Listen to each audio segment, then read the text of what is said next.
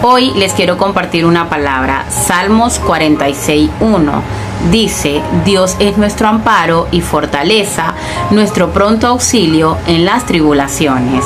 En medio del desierto, acude a Dios y permítete descubrir el poder que tiene para quitar de tu vida aquello que te duele o te atormenta. Permite que Dios trabaje en tu vida y revele lo que tiene para ti. Así que no temas, aunque estés en el desierto, Dios siempre estará contigo y te dará la fuerza que necesitas para seguir adelante.